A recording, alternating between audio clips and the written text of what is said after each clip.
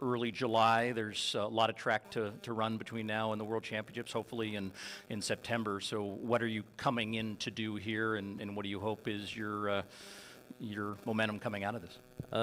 Honestly, just, I know it's very cliche, but just execute and just run. I mean, we've got a whole season to September, so we're gonna use this. You've got the best in the world as a measuring stick.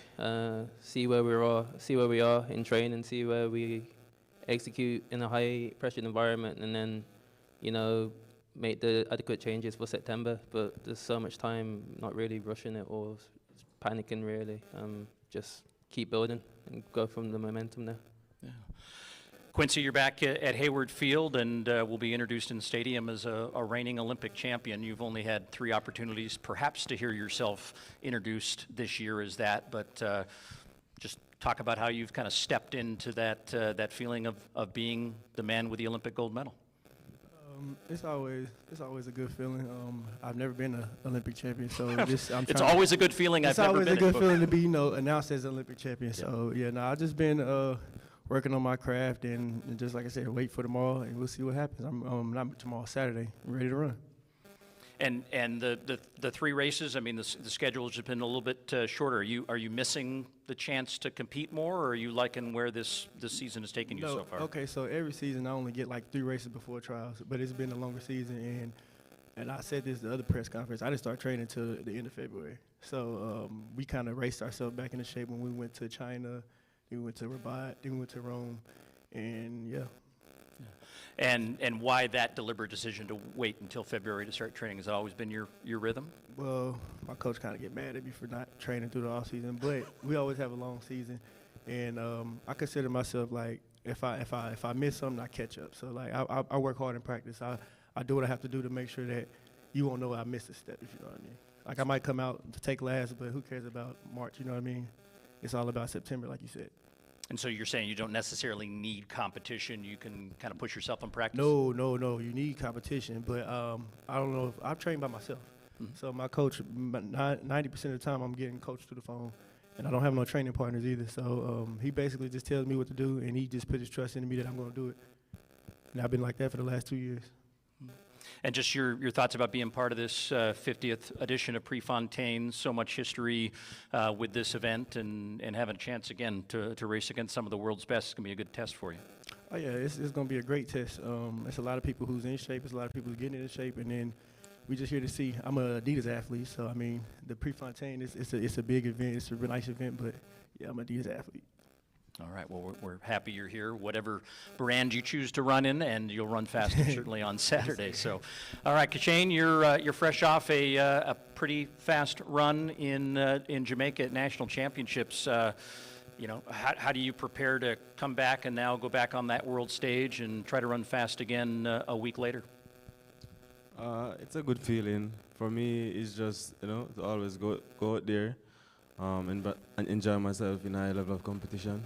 And just being consistently improving.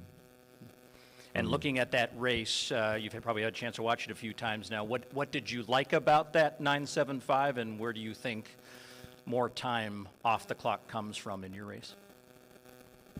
For me, it was just me holding my composure, pretty much. That's it. That's the only thing that I liked about the race. All right. And this particular meet, do you feel like you're still at the level you were a week? Do you feel tired? What's your just kind of general kind of feeling coming into this weekend and racing again? It's pretty much the same. I'm not feeling any discomforts or being tired. I'm ready. All right. Put you on the spot. Do you know the meet record in the men's 100 at the Prefontaine Classic? Enlighten me. So you're saying no. All right. Steve Mullings, Jamaican, has the record 980 set back in 2011. This is the kind of competition where we'll see the record book get rewritten across the board. But that's a pretty long-standing record. And had you run that at pre last week, you would have been the record holder. Do you think a sub 980 is possible here on this track on Saturday? Anything is possible, but I won't jinx it for the bad nor the good. I just gotta come out there, execute, do my best, enjoy myself. Right. And Christian, I put it on to you. I mean, you know how fast this track can be. What are the ingredients that come together to see that kind of speed displayed that potentially could go after that record? What makes this track so fast? I mean, for me, I really feel like the Hayward magic is real. Like when you're able to just feel the fans and the support right there, you know, close and right up on the track. And then I think it's just a fast track in general. Like every time I've come here since the start, like you said, since like 2015 is the first time. I don't know. I guess it's just something in the air. And it's Tracktown, USA. So you come up here for a specific reason to, you know, get the job done. And so for me, I think it's just, you know, getting out my own way, just getting out there, executing, relaxing, having some fun, and just putting a race out there that I know I'm capable of, and I'll be just fine. And last word from Matthew and Quincy. I'm just kind of curious how you guys, and I've, you know, obviously tried to stump somebody on that 100-meter record. I won't ask you guys who the 400-meter meet record holder is, but just in terms of like your appreciation for the history of the sport and thinking about all the athletes, no matter what affiliation, that have come here and run at Hayward Field to be part of this event, which is arguably the greatest one-day track meet in the world on a consistent basis each and every year. It's probably not hard to say yes when you get that invitation, right? Yeah, I'll take it. I seen, matter of fact, I was here 2 years ago when Michael Norman got the record. I think he ran 43.60.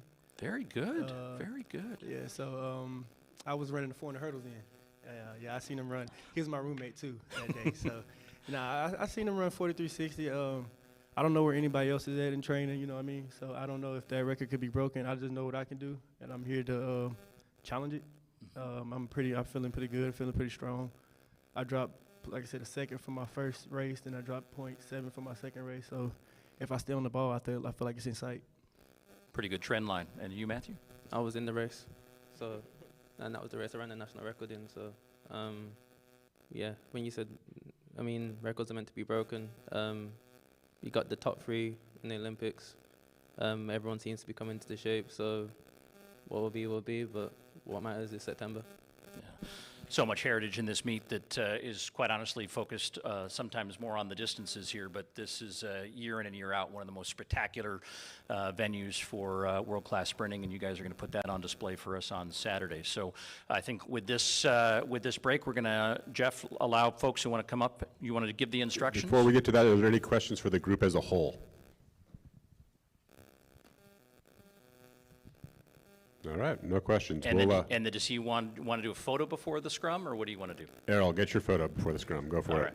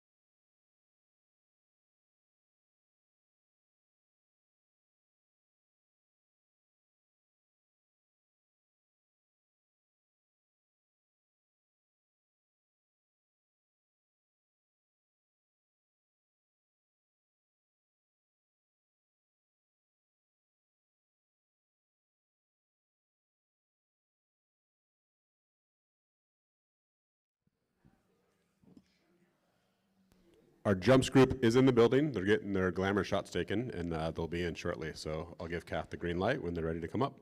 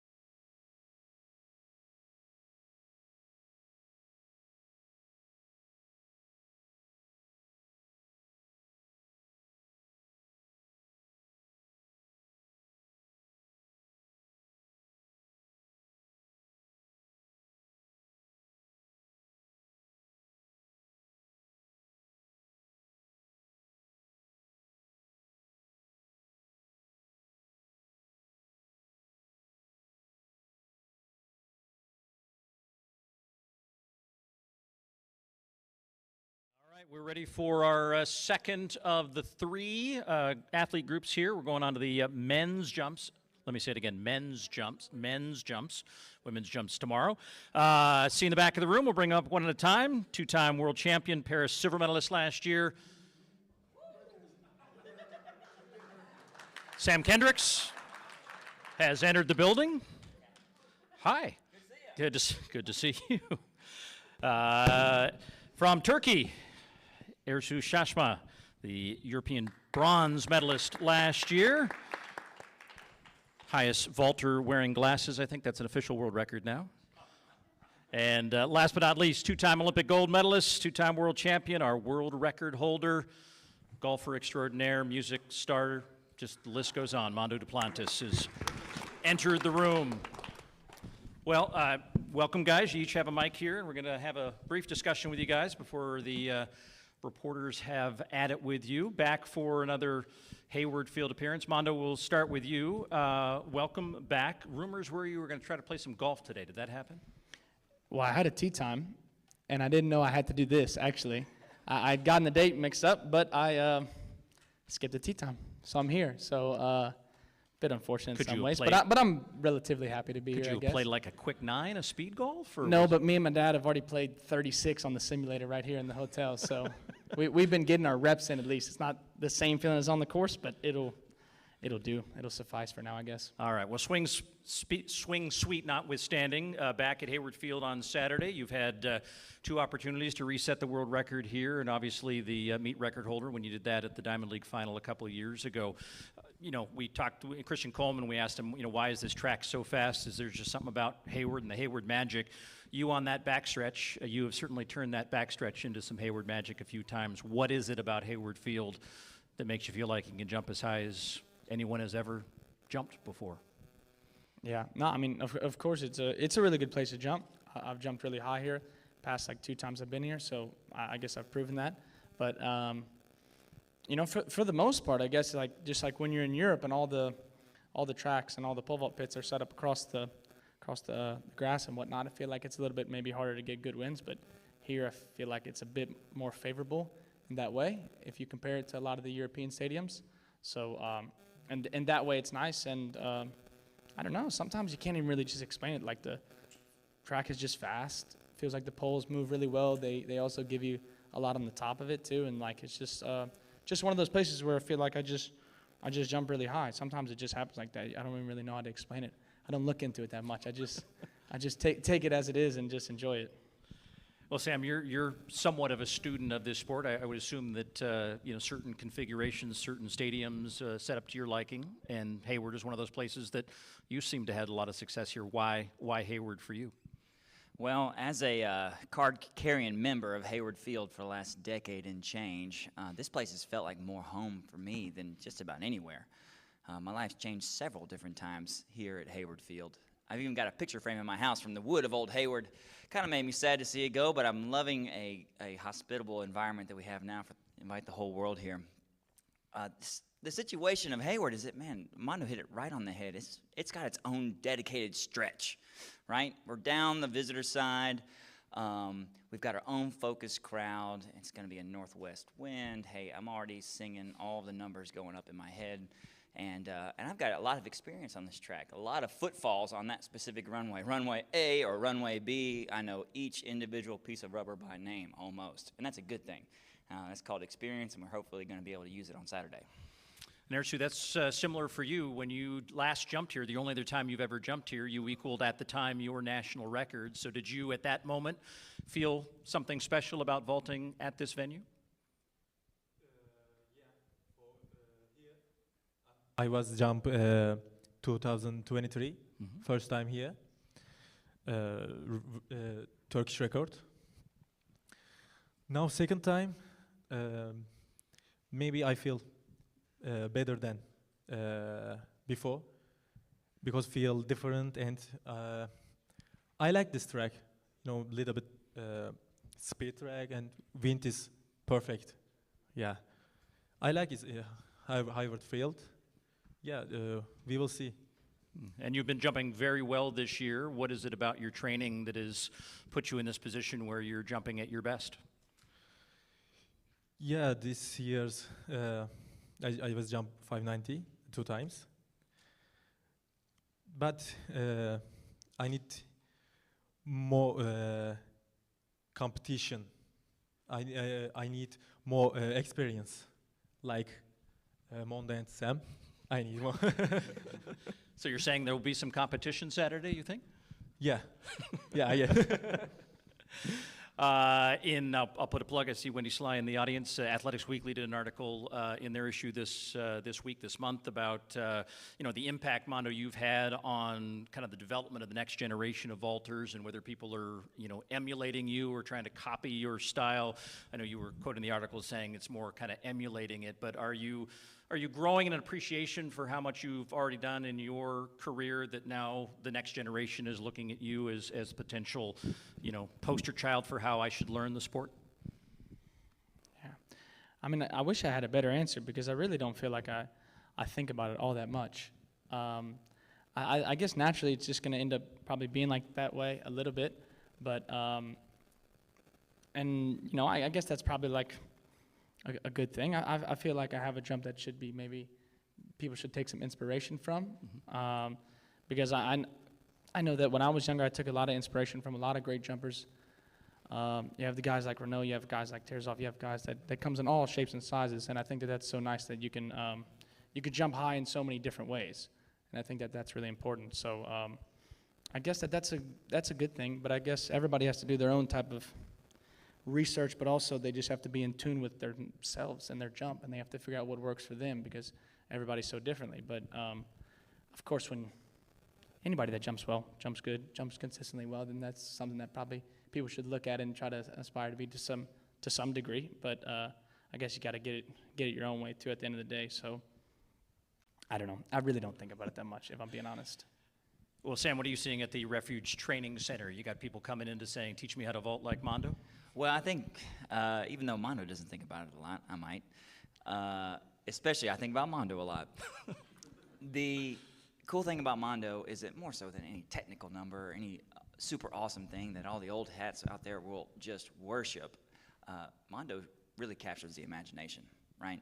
And I think we all do it at this elite level, at least a little bit.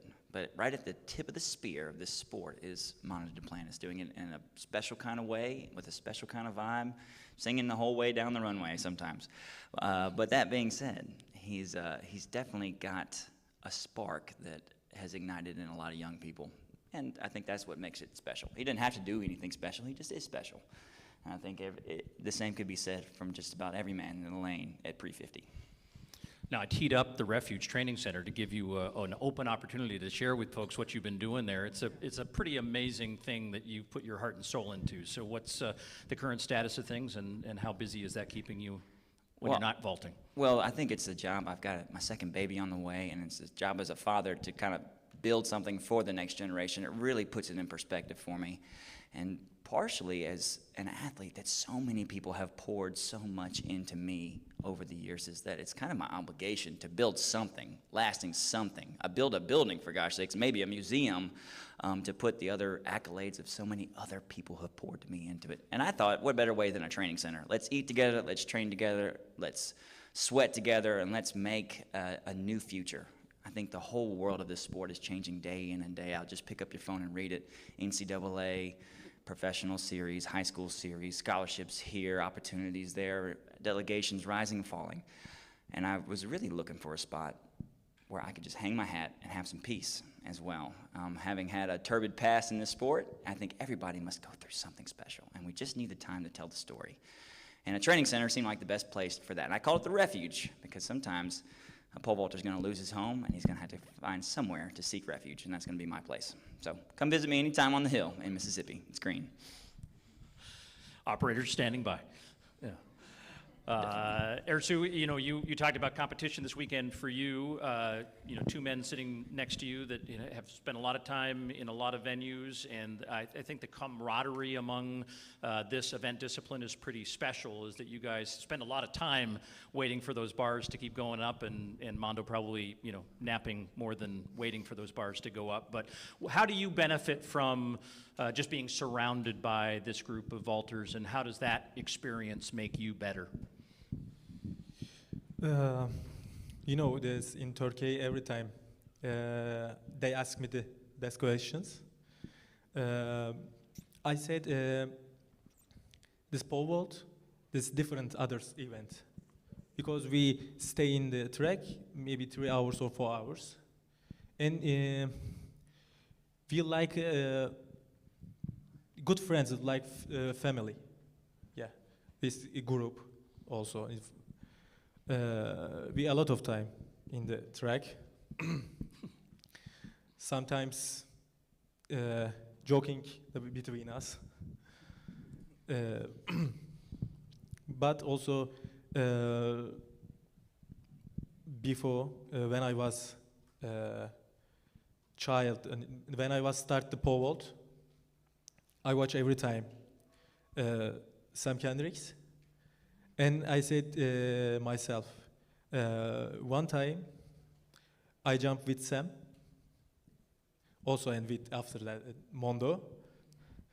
Now also last 2 years I jumped with them, all competition, and also this year this is more all Diamond Leagues together jumps. Yeah, we like the family. Mondo, the 4L track just dropped, and the music has been becoming more and more apparent as part of your passion project. How are you trying to compartmentalize these other things that you're trying to do, and not just your golf game or your music game or midsummer celebrations with friends and family? It just seems remarkable that you can keep yourself busy in all these different ways, but then once you're in that field of play, you can still do what you do. Yeah. No, I like to keep myself busy, for sure. I used to play a lot of golf, but I hang out in Sweden too much now, and it's like super cold and stuff, so not really able to do that. And so Do you have a swing suite at your house? I do not. I wish I did. I live like two downtown, but no. So I had to pick up something else, kind of. No, but I always actually had a passion for music, and like my best friend growing up, even in Lafayette, Louisiana, he's an artist. He's the lead singer of a band, Jackie Lynx, and I don't know. I was always very fond of it and like wanted to do it, and then I just like found this situation organically where I ended up in the studio, had a few buddies that produced and whatnot, and it started off as just like rapping over crappy beats and stuff, and like doing really, really, really terrible stuff. Not that I'm saying that I have the best stuff in the world now, but really bad stuff in the beginning. But just developing it over time, and just I really enjoy it, and I love anything that can take me away from like that I can really just be in the moment and be away from track just for a little bit. I think really helps me, especially because then when I am on the track, then I feel like I'm really focused and I have a ton of vision and whatnot. But I don't know. I like to keep myself busy though, and Des keeps me a little bit busy too on the side, so I kind of don't have a choice in that way. So yeah, I just like to I like to do things, and I like to enjoy life, I guess. And are you prouder of the second track than the first? They both you have a favorite of the two so far? That's a good question. I guess I really haven't thought about it. Probably more proud. I guess it's more fresh though. That's kind of the way it happens. Is like you like the newer songs more. I have like demos on my phone that I did last week, and then I think that they're the best track ever. And then you listen to them 3 months later, and you're like, yeah, this was kind of average. This was okay. So that's usually how it works a little bit. Sometimes they age really well. Sometimes you kind of they rub off you a little bit. So right now, as For Life is relatively fresh. I mean, I made it like 3-4 months ago also. But and do we have a release date for the third track? Hopefully soon. I have a few that I feel like I could. So maybe You're in like hemming and hawing a little bit. Maybe in like a month or so. Yeah, we'll see. So. But it's actually quite difficult to like finish a track. It's so easy to like just do a demo and you just sing nonsense and you sing whatever stuff. But like actually finishing it is actually quite a difficult process. So hopefully in like a month or so, if I figure out which one I really want to go with. But gotta get you a collab with Will Clay. Yeah, true. Yeah, true. I would actually love to. He's actually a sick singer. He actually has a sick vibe too.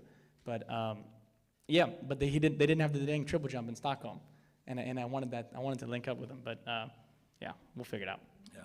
Well, enjoy all those pursuits, gentlemen. Enjoy your time here in Eugene, and we're looking forward for you guys to put on another show in Hayward Field on Saturday. Of course, another event group that's had so much rich history over the 50 editions of Prefontaine. Sergei Bubka was drawing crowds years ago, and these guys now drawing those crowds again on the. Did you call it the visitors side of Hayward Field? Yeah. There's not a visitors section of Hayward Come on, Field. you guys know the finish line side is the home side. Raise your hand if you agree with me. Go ahead. Put your hands down. Don't. This is track, not soccer. Well, one of these days, I think we did do a team game out here at Hayward Field once upon a time. A few summers back, All right. you know. Well, you can keep Red talking. versus but blue. We're going to have. Roger folks- that. Thank you, everybody. All right, Jeff. All right, quick question here before we do our breakout session. Oh, Larry has a question? Yes, I know you're shocked. Mondo, I have a non-pole vault question for you. I'm going to give you a little geek stuff, though. Yeah. There's two guys who've gone under 29 minutes for 18 holes with one club and completed the whole. I don't know a lot about golf. Like the speed golf stuff. Speed golf stuff. Yeah. Yeah. It was. I think it's Steve Scott. I think he went 28.54. He picked a club. Tom Hunt had held it at 29.02 for years before it. Now, you'd probably have to use a little fartlek to get yourself ready, and that's a Swedish thing. Gustav Holmer put that together in the 30s when the Swedish cross-country teams were crap, and he helped make them better. Would we ever see you do that? That gives you something new to go for. Well, you should not tell my fiance that people finish rounds in 30 minutes, because she'd be wondering why I've been going for 8 hours. And probably the beers at the turn probably doesn't help my whole case there. So that Swedish. yeah, we're gonna keep that on the low that people finish in 30, because I'm usually going pretty much the whole day. So I really love golf and I love being out there, but speed golf I feel like defeats the purpose of it in a way. Did you say a fartlek was Swedish? Yeah, they did it. They started it in the 30s when the Swedish cross-country teams. Oh, another thing can't be Swedish. Come on. Fartlek. It's like speed play or something. Yeah. Yeah. Yeah. A lot of good Swedish shit, bro. Mondo tries to tell me everything's Swedish, and a lot of times he's not wrong, so it's tough. It's just tough.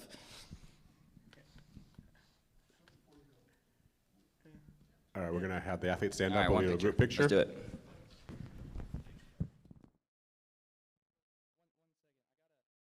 Let's do it. Call from my grandfather. He said, "Hey Mondo, I know you don't need me to tell you what to say, but in your interview at the pre-classic, I think you needed to get in the fact that your dad won it in '92, the year before Sergei Bubka first won it in '93."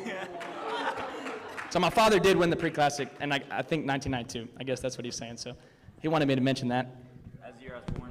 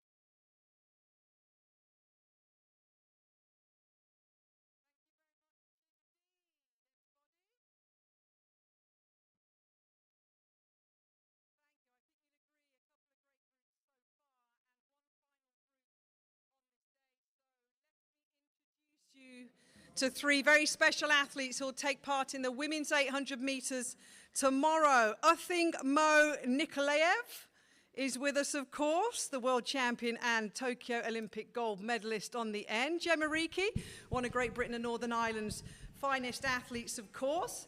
And Moraa, the world champion in 2023. A round of applause for our final set of athletes on this Thursday. They've waited patiently. How are we doing? Good. Are we good? Yes. I'll start on the far end before any other question, I think. Congratulations. Recently married, of course, in 2025. So can you confirm to me, Athing, and all of the athletics world now you're back, is it Athing Mu? How do you want to be known going forward now you've had the great day of being married? Yeah, it's Athing Mu Nikolaev. Nikolaev there. So say it again for all of us. Athing Mu Nikolaev. So now we know, ladies and gentlemen, don't we, going forward? Well, many congratulations. And I'll start with you. Welcome back. Thanks. The last pre-classic, the Diamond League final, back in 2023. The US record was run on that occasion. Welcome back to pre-classic. Welcome back to Hayward Field. How are you doing? Thank you. I appreciate it. I'm super excited, actually, to be back here at Pre-Classic. There's not been a ton of US races in the leads up to this, but I think this is falling in the perfect time for just preparation for USA's and obviously the World Championships in September. So I'm just excited that I get to have a little bit of, RAV going into just building my progress of what the year's been, just slowly building anticipation, just preparing myself for whatever else is left for the rest of the year and just preparing for Worlds. It's really great to be able to run in a fast, competitive 800 around this time of the year. And I mean, I'm excited for the crowd and for it to be here at home and for it to be a Diamond League. I mean, it's always exciting, but all of those things, I think, together is kind of making this a really anticipated race for me. You've done a few 5,000s, 1,500 meters, but this is your first big race back. What are your expectations for Saturday, and what will you therefore, with the shape that you're potentially currently in, be happy with? Yeah, it's my first 800 in almost, over a year. Mm-hmm. So training has been going really well. I've kind of had the same leads up to this point as I did the past couple of years, with just starting off with a good bulk of strength training, which you guys have seen with 3Ks, 1500s. I think it's just been a little bit more visual because I've decided to put myself out there and compete a little bit more and just put myself in races just so I can get out of the groove of training and have more of grow in my competitive nature just as we progress through the season. But yeah, I'm excited to just go out and see where my body is at this point of the year in the 800. I'm excited to run fast. I know it's not going to be a slow race, but I'm excited to just kind of test my body, test my shape, test what it feels to be back running 800 meters, and just have a good race. I mean, I think just going out there and feeling good, both mentally and physically, is the most important thing for me. And seeing the results, obviously, whatever time it may be, is always a plus. But I think just completing that race, getting through 2 full laps, would be a really great thing. So I'm just excited to compete and to just be in this field. Is there a time that you want to break? Is there a time that you want to run under? I don't think there's a specific time. Of course, I want to break 2, and I think we'll definitely do that. The field will definitely pull us to a fast time, I believe, but I think I'm just focusing on, just like I said, getting through the 2 laps, running competitive, and just doing what I usually do, getting back to kind of the basics of what has made me one of the best 800-meter runners, and just feeling that tomorrow or on Saturday, I think, is the most important thing, rather than hitting a specific time. You say it's going to be fast. If you look at the lineup that's assembled, 2 of your major competitors are here, and Mary, you world champion in 2023, familiar face at Pre-Classic, second last year. How are you doing? What are your plans for this race on Saturday that's absolutely loaded? I can say I'm really ready for this Saturday for the race. I'm ready. I've been training well.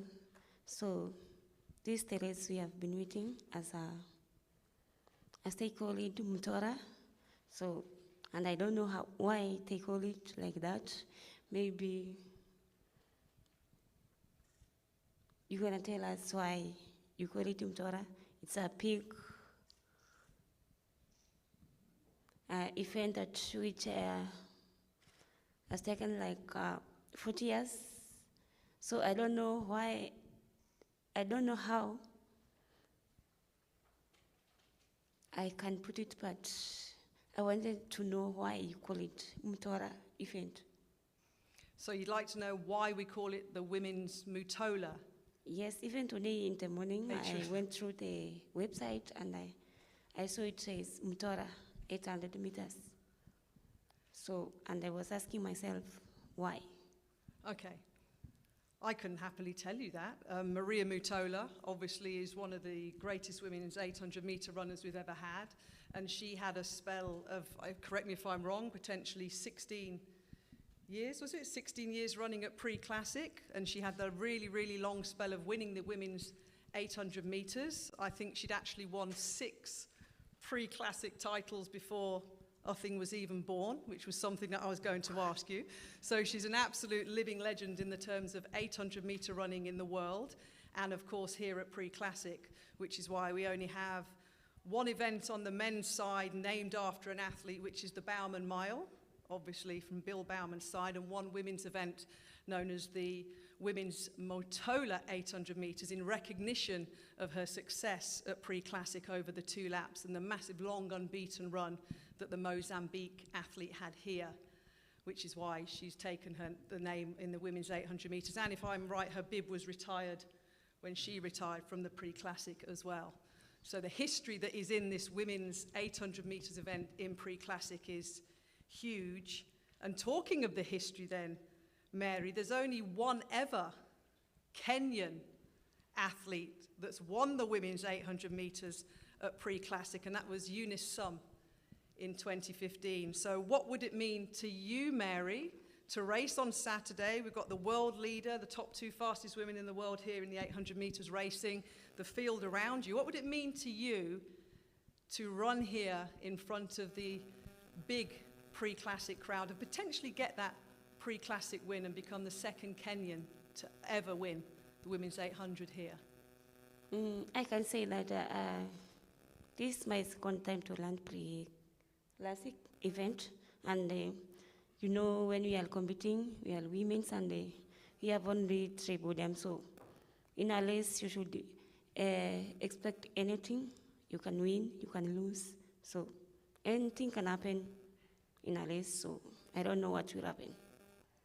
If I win, if Athing Mu, anybody. So we are really ready for it. And you're one of the most, and this is said in the nicest way, the most unpredictable of 800-meter runners when you race. I know Jemma can attest to this, and Athing as well can attest to the fact that, do you go into races with a set plan? Because you're hard to read when you race, because sometimes you're unpredictable in the way that you have a plan in the 800. It's very successful, but you're more unorthodox than some other 800-meter runners. How are you going to approach Saturday in terms of a specific race plan? I can say when I compete, I don't have any plan, but sometimes when you are competing, after the first lap, it's too high, maybe 57, maybe 56. Then you ask yourself, where am I running? I thought you'd say that. Where am I running? But afterwards, then you say that I'm chasing something which will make my life to be happy in future, to be somebody. So then you say, let me compete, let me learn. Yeah. Super. And Jemma, in the centre there, 3rd at last year's Pre-Classic over this 2-lap distance. Jemma, in good form coming into the Pre-Classic this Saturday. You happy with it? A little 1:58.3 recently in Stockholm?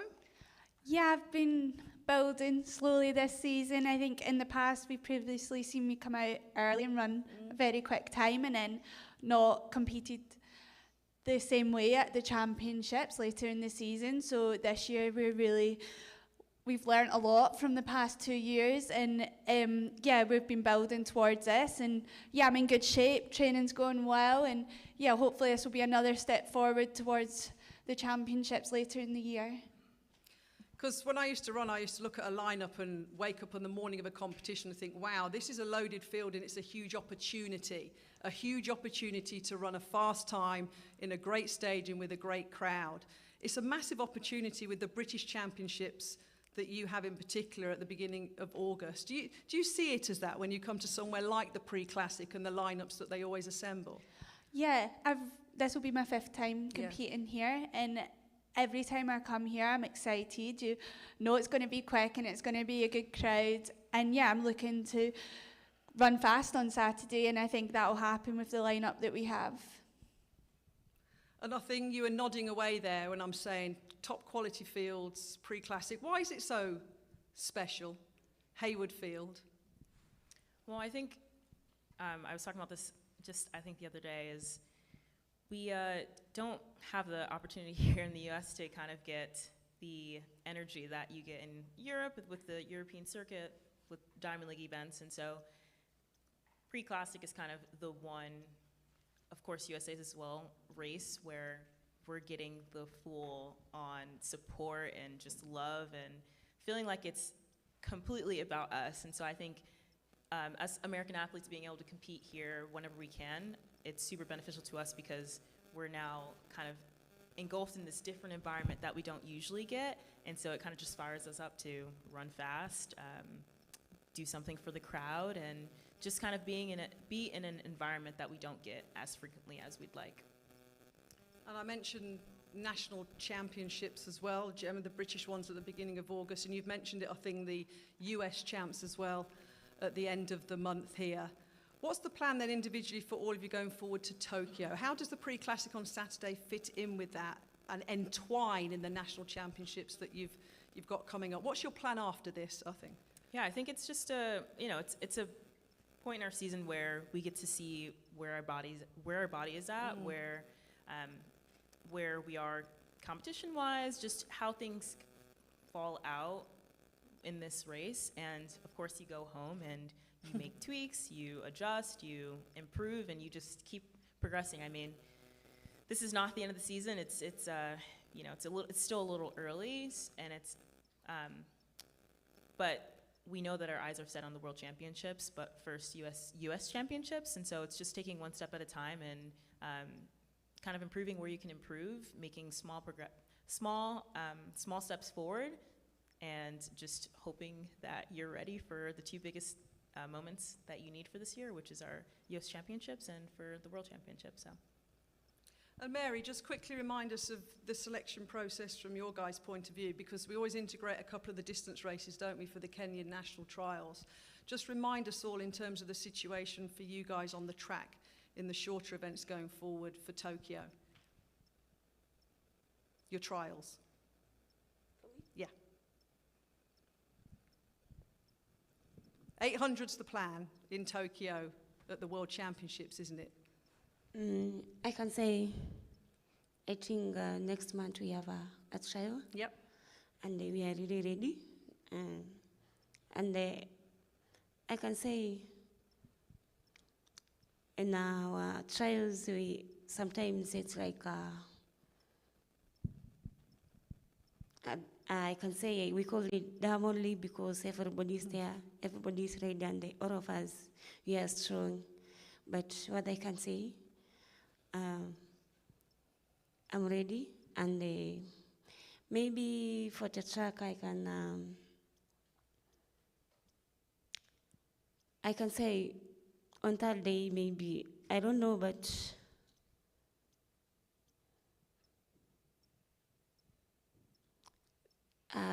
I'm really waiting for it. But about the track I can't talk much. Brilliant, and we know, of course, Jemma, you're British champs. The final question on that, Jemma, British distance running, middle distance running, men and women at the moment is absolute fire. Yourself, Keely Hodgkinson working her way back from injury as well. Georgia Hunter-Bell running on Saturday in one of the events as well. It's a real hotbed at the moment, isn't it, from a European and in particular a British point of view, men and women. That's an encouraging sign, and something else that's obviously going well from that point of view from a European standard. Yeah, it's been amazing to watch the British athletes. We've always had people to watch throughout the years, and now having so many of us now competing at such a high level, you have to be ready for those British Championships, and it's really exciting for Great Britain, and it makes us athletes push harder, and I think that's now why you're seeing on the Diamond Leagues and the Worlds and the Olympics how we are expecting to go out, make those finals and get those medals now. So yeah, it's been really amazing to be part of.